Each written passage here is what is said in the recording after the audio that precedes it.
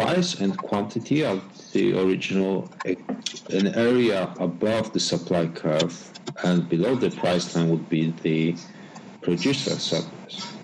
That's area A. And above that line and below the original demand curve is consumer surplus, which comprises areas D and B. The only thing we need to do then is to make an outward shift in the demand curve and to see how those two surpluses change.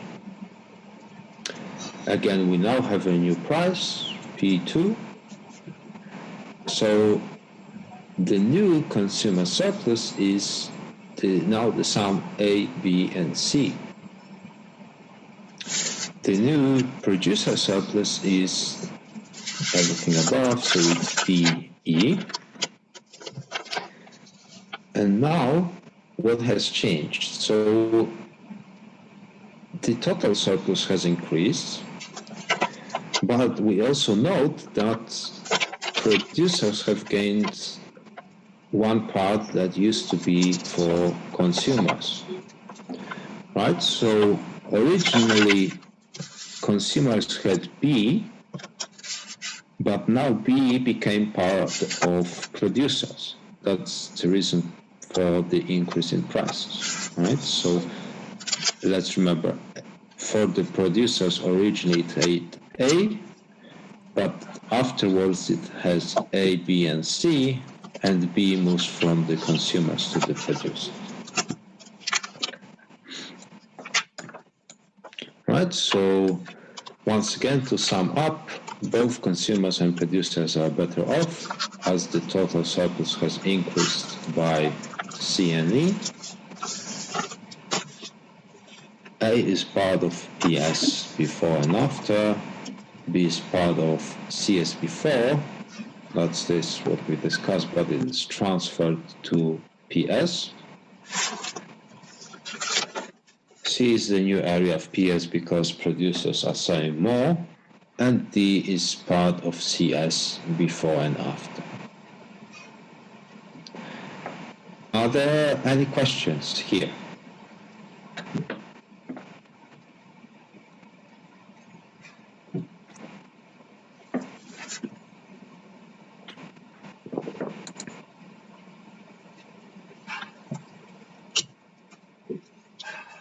Okay, scroll up onto the graph. Is that visible now?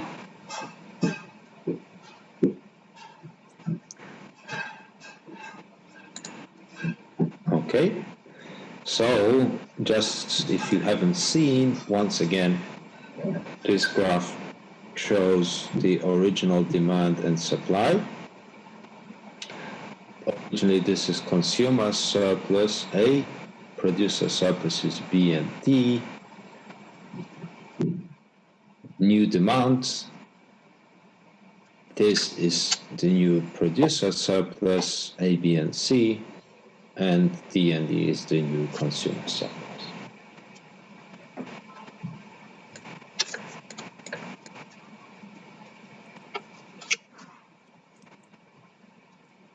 Okay, let me know always if you can't see any parts of the graphs. Question 2, consider the goods and services on the list below. For each one, does it satisfy the properties of either a public good or a merit good, and which do you think should be provided by the government? Let's start with parks. What kind of good is that?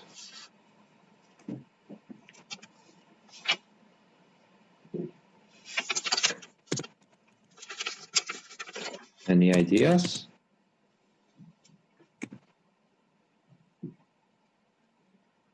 Why is it a public good? That's correct.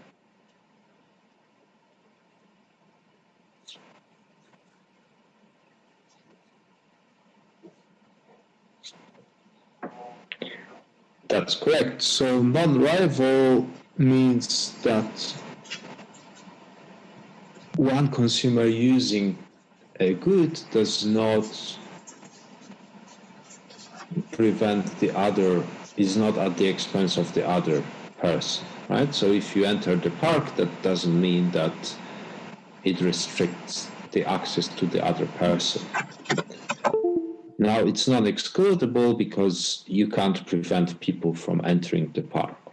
Some simplification, obviously, there is in the limit, there is a limited capacity, so it can become non-rival and non-excludable if we close the gates, so maybe botanical gardens, but in principle it is a public good and it would be underprovided by the government. That's why the government should provide it. How about train journeys?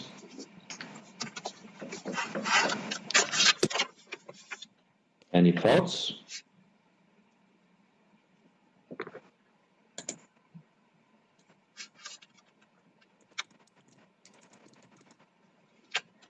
Why would this be public, you mean?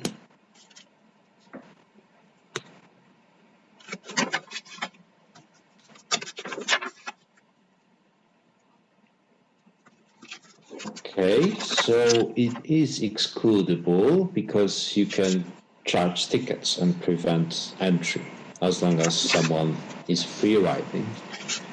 But you can argue that it is rival as well, because if one person takes a seat, then that seat cannot be taken by another person.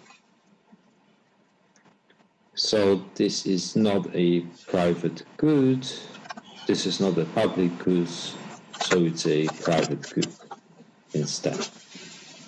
And that's the reason why it does not need to be provided by the government. Let's move to roads. Any thoughts here? Okay, public goods. Okay, any explanations?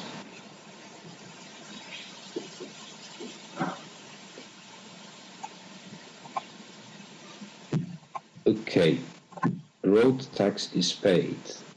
That's true. So it may be excludable, yes, very good.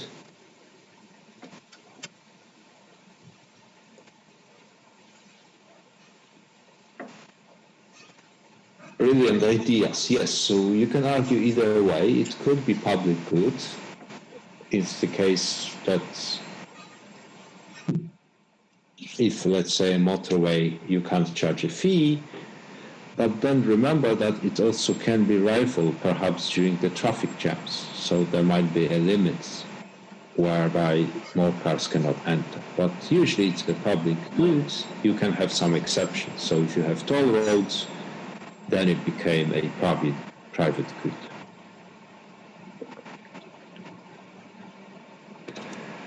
Brilliant. Radio broadcasts.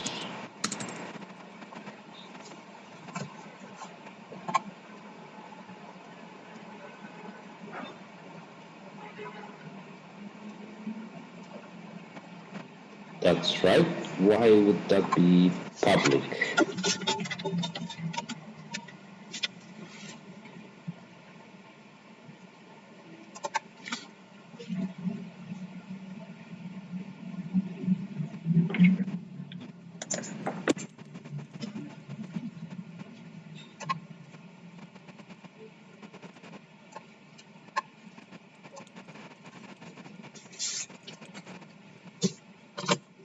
That's right. You can't prevent others from listening. And usually you have unlimited capacity, so everyone can join. Maybe you can have some exceptions, private radio broadcasting, but that requires obviously advertisements.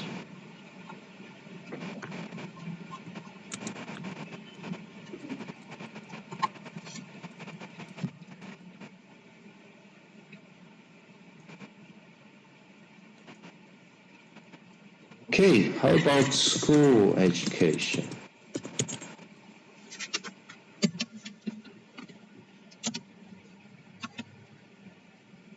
It is a merit good. Very good, yes.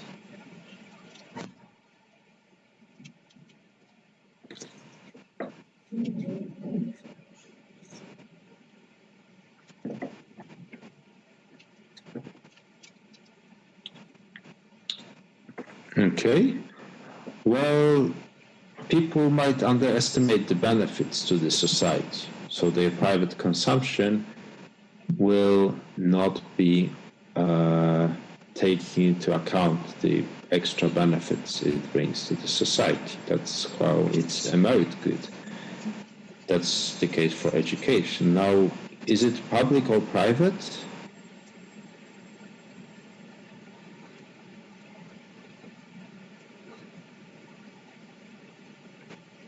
So it is non-excludable because education is provided to everyone, a school education, and it's non-rival because if there is one pupil, then the other pupil can still get education. Maybe, it's rival in a class. Class has limited capacity, but usually it will be a public good.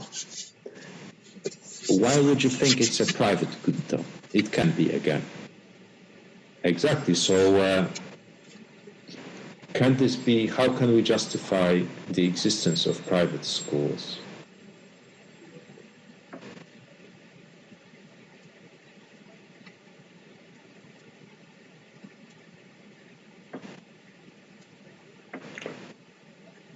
You can charge fees, that makes it excludable. And also, if you have entry requirements to private schools, then it can also be rivalrous. Therefore, I would argue that school education can be both. Generally, education is public, but a subset of schools can be private. University education, in fact, we could discuss it in a very similar manner. Perhaps that's just the proportion of the private. Actually, yeah, it depends on the country. So in some countries it's public, in others it's private, but in the UK it will be private. Again, excludable and rivalrous. You have fees and you also have entry requirements. That's why it makes it a private good.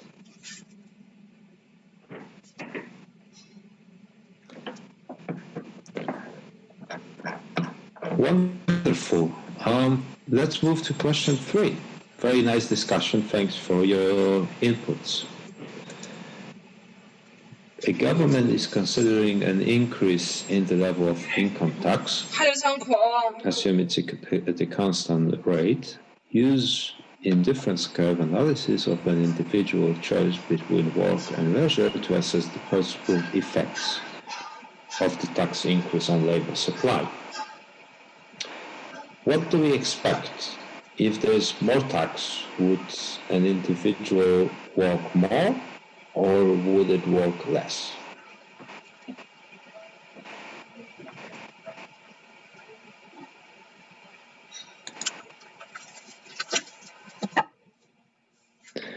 Okay, work less. How you can explain that?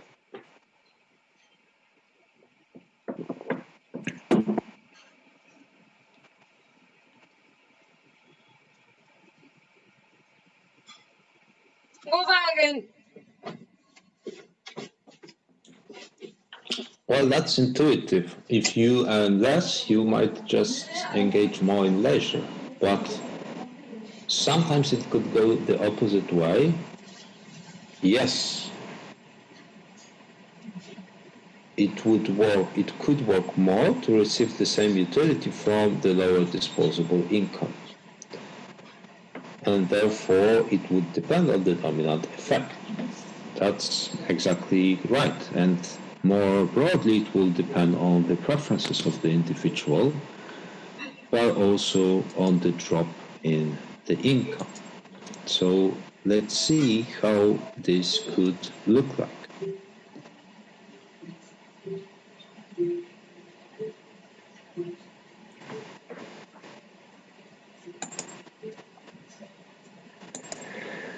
So first, let's make sure we draw that curve correctly.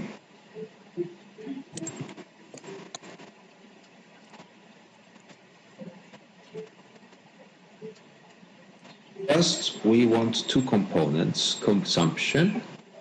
Think of this as the correlation between income. The more income you have, the more consumption you get. And hours of leisure.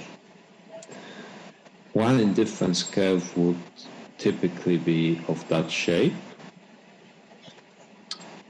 And then we have that budget constraint. That's the level of income tax, the level of income that an individual can get.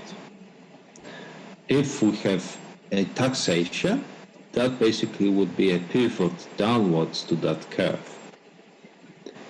And then we have to see how does our indifference curve shift. And this is basically depending on the actual shape. If we start here, then our new tangency point will be here for that individual, which effectively would imply that with higher taxation, people will have more leisure. But another effect might happen, and that's where those curves have a different shape. Hard to see, but easy to see with the overall effect. So the same changes here, but that preferences move from this tangency point to that one, which implies that overall effect is for an individual to work more. So it depends whether substitution or income effect dominates. If income effect dominates, we actually are here, right? So with lower income, we still end up consuming more. But if the substitution effect dominates, it is where indeed income drops, so we prefer to engage in more labor, in more leisure.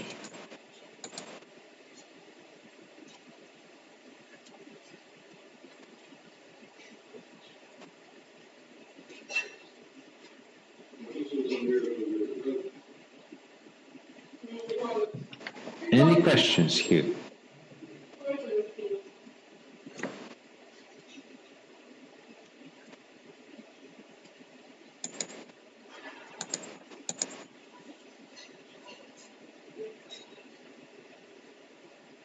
Okay. Yes, why not use work for consumption? You can use both. The problem is, well, the graph would look slightly different. You could use work instead. Here, perhaps more intuitive, it's the consumption, right? Because work would be in terms of hours, right? But we want some trade of consumption versus leisure.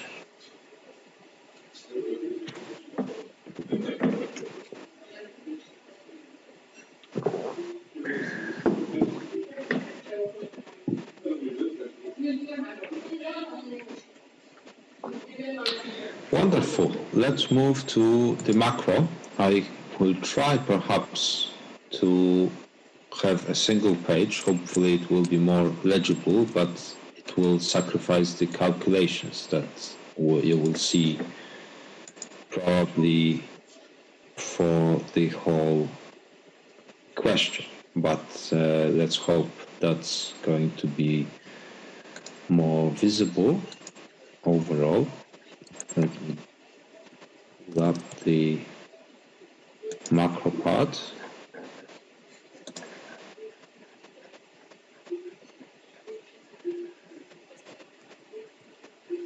Okay, so we have some questions on the economy with some basic equations. That's the consumption, investment curve, our income, government spending and taxation is specified. To compute those different levels of savings, we just need to remember the formulas. So private saving is y minus t minus c. So we just plug them into our formula.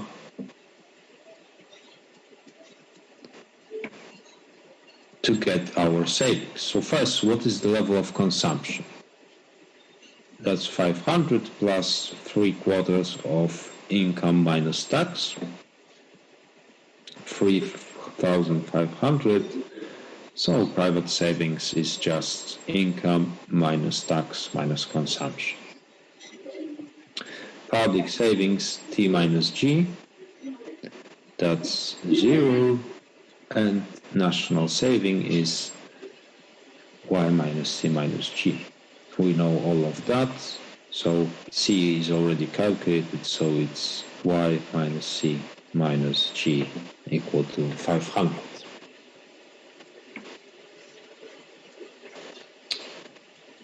Any questions how we calculate those?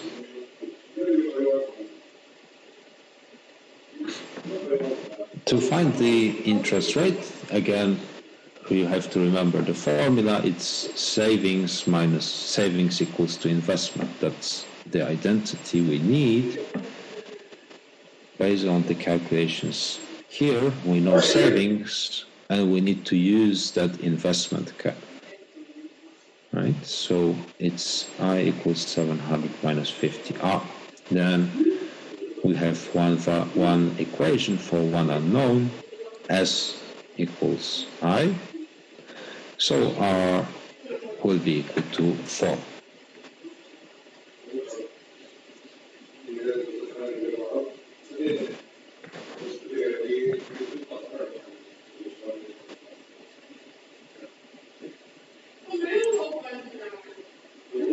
Okay, I leave it for the moment if people need more time to look over that, but as long as you know the identities and the definition of different savings, then it's straightforward to apply them into those formulas.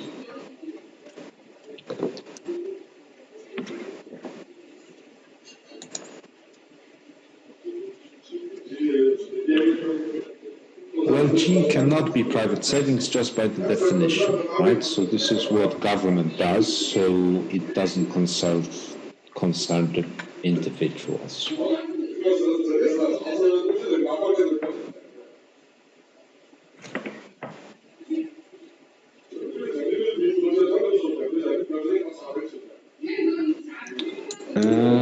So you would have to be more specific, Faye. What would you mean by the AD formula?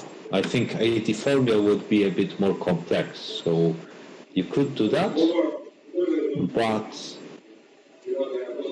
AD would also involve money market, and for now we don't consider money market, so the way we have just discussed will be a simpler way to do that.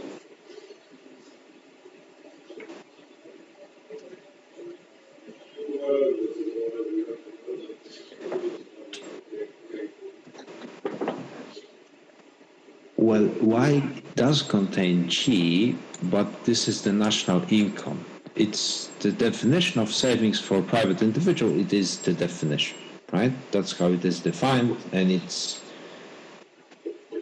doesn't involve. So if it helps you, Hogshuan, to think about it, you can think of distinguishing national savings, which effectively comprises two components: private saving and public saving.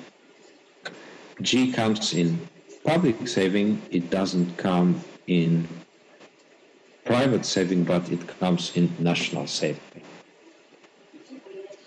Right, so I hope it helps.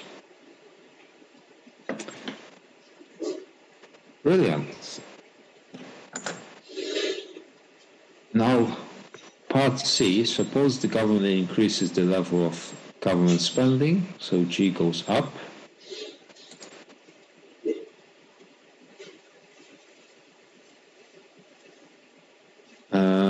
Would this affect the level of the three types of saving and the equilibrium interest rates. So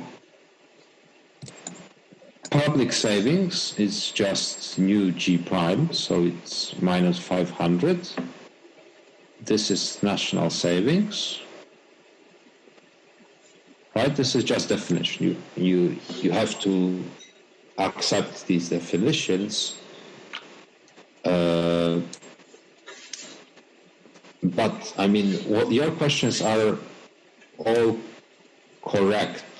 The question is that you are asking something slightly different, right? We are working here with definitions.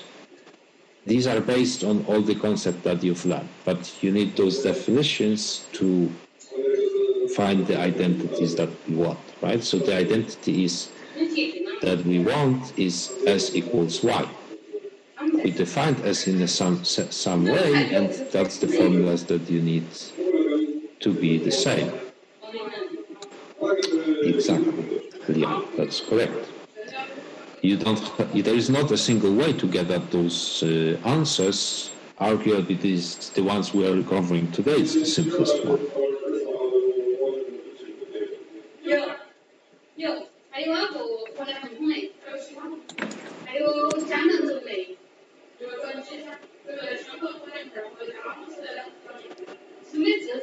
So then, finding these two out, we can get R equal to 14 by means of a diagram. We have R on the y-axis, then it's S and I on x-axis. So what happens here is our S-curve shifts left, right? We end up with higher level of R overall, as our algebra showed us.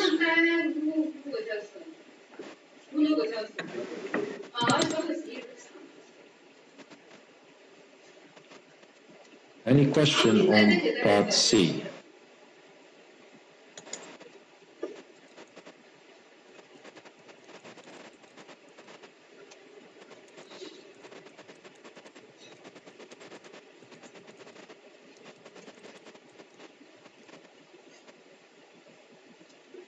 Well, usually when we define prime, it's something that changes, right? So G is the initial one and G prime is the new one.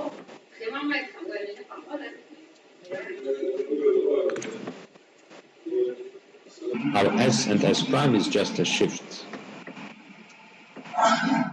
No problem. But that's just a simple way of using our notation. Okay, we'll use the same one here.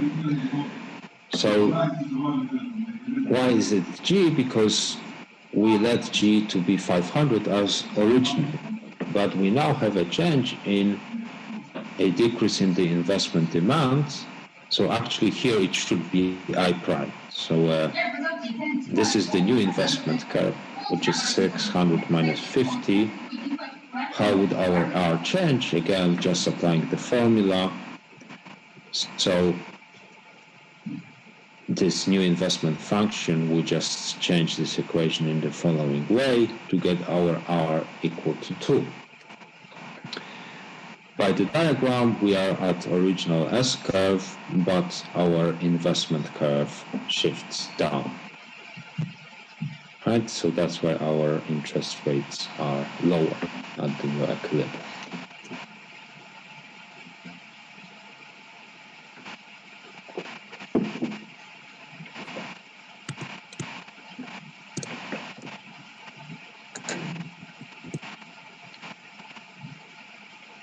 Any other questions here?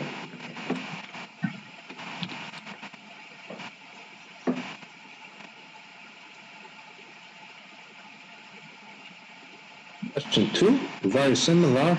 We have the data on this economy.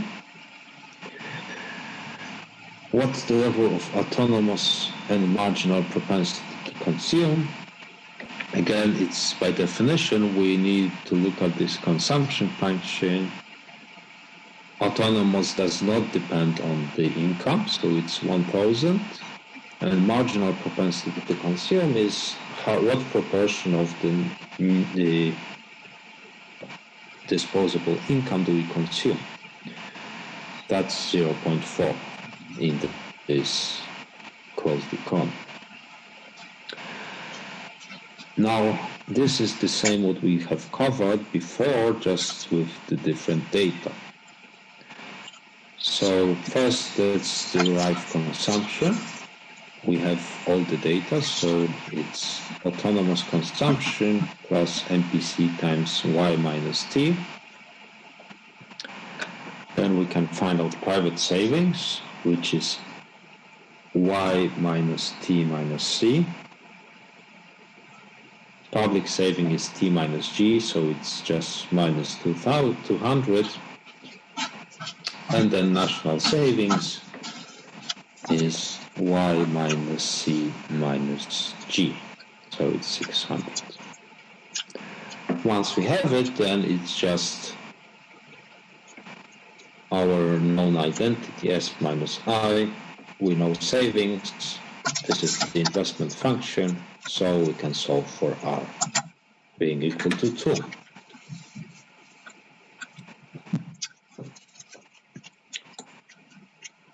Part C is now slightly different. We need to understand clearly what's happening here, because government increases taxes,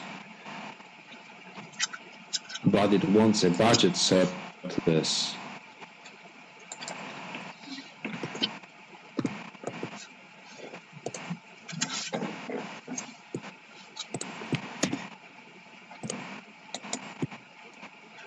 It wants a budget surplus of 250. Now remember, budget surplus is actually G minus T minus G, right? That's what we want. We want T minus G equal to 250. And we want to recover the level of taxation. If G is 400, then for us to have the surplus of 250, we need T of 650, right? Because then T minus G would be equal to 250. That's the only trick. If T is of that new value, our consumption will change, right? So that's income minus the new level of taxes. So that's the new consumption. So national savings will be Y minus new consumption minus the government spending. So now, knowing S, we can just set S equal to I and then solve for R. Right? So that's just, again, solving for R, this equation.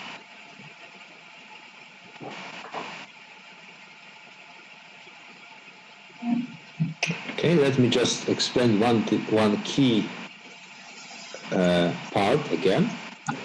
So T minus G is government budgets, surplus of budget deficit, right? It's public savings. If we want this to be 250, if G is still 400, then to get that budget surplus of 250, we need to increase taxes. And that's the value we need to 650 of taxes would imply the budget surplus of 250.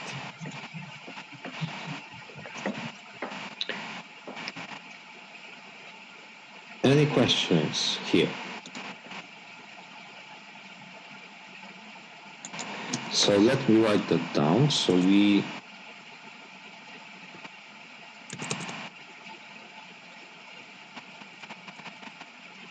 budget surplus is basically our T prime. It's 250. That's what we want. Now budget surplus will be defined as T prime minus G. and that's supposed to be equal to 250. P is known because it's given, so that's the value we want, and that implies that our P must be equal to 650.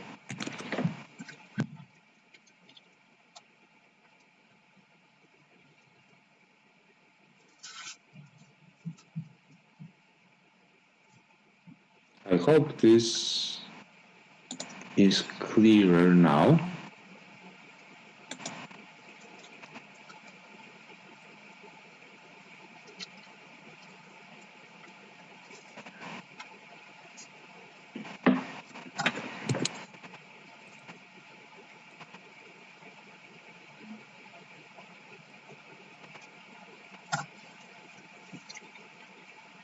Okay, so question 3.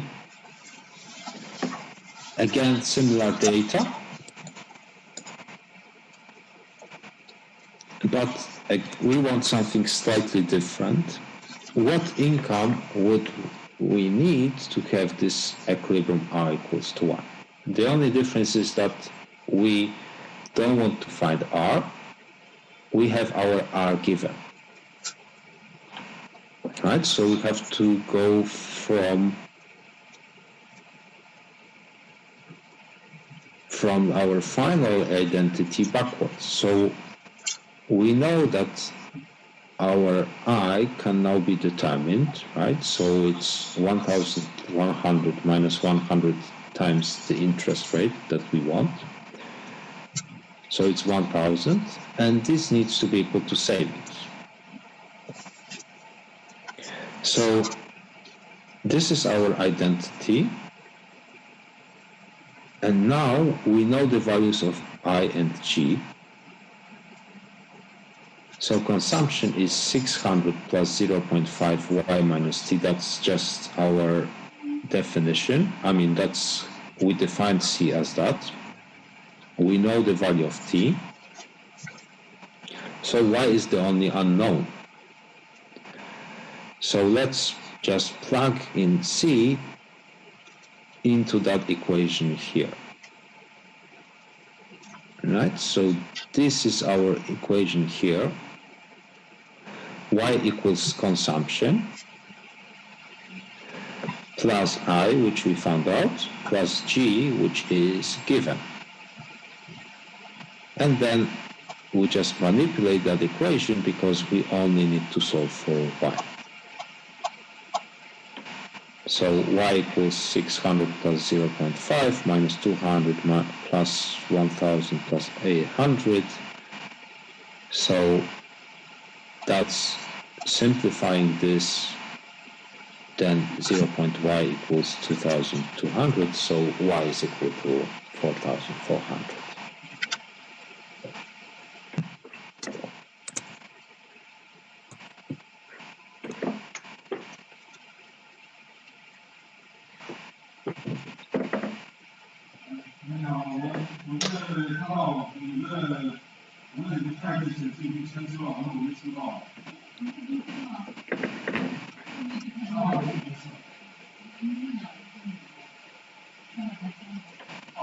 Are there any questions here?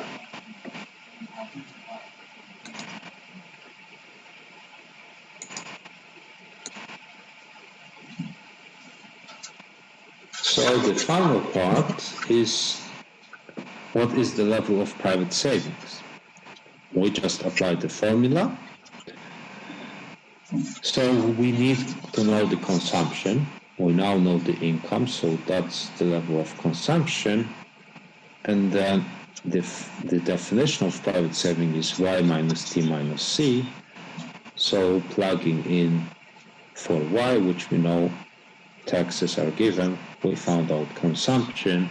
So this is equal to 1,400.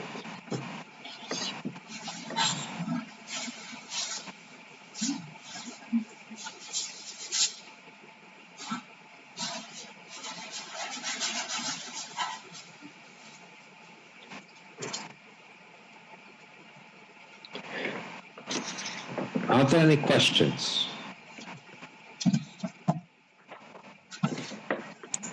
Yeah, you can unmute or post it in chat, whatever questions you have.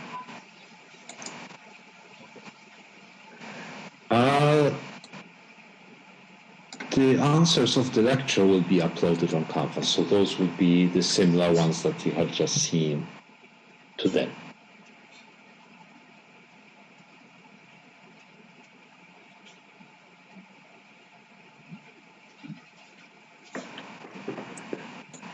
Question 2 for micro. So what exactly would you like to, is it question 2?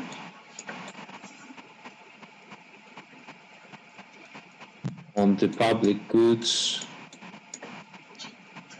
So what exactly is your question?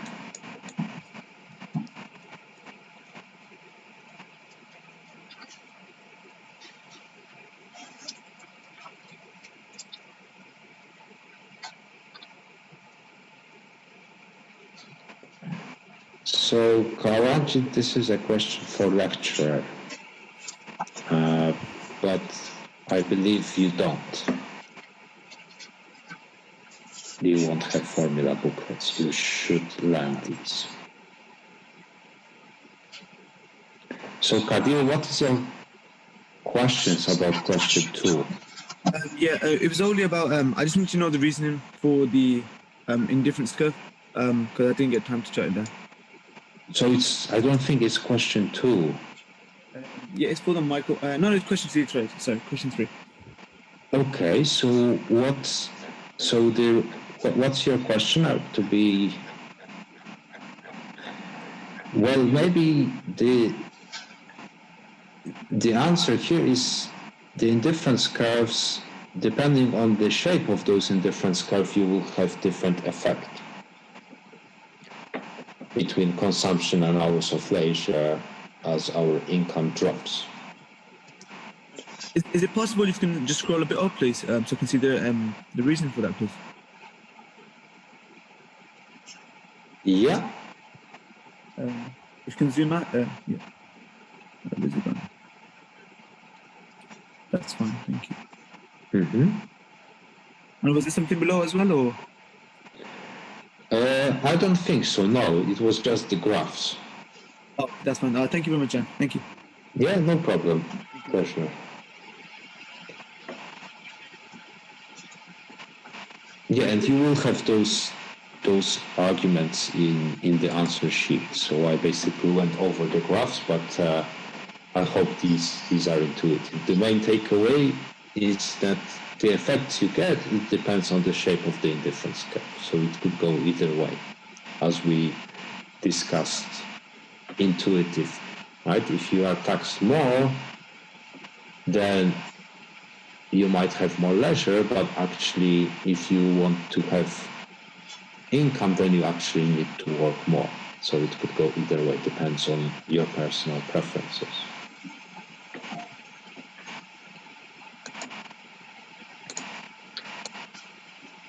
Okay, thank you for today then, and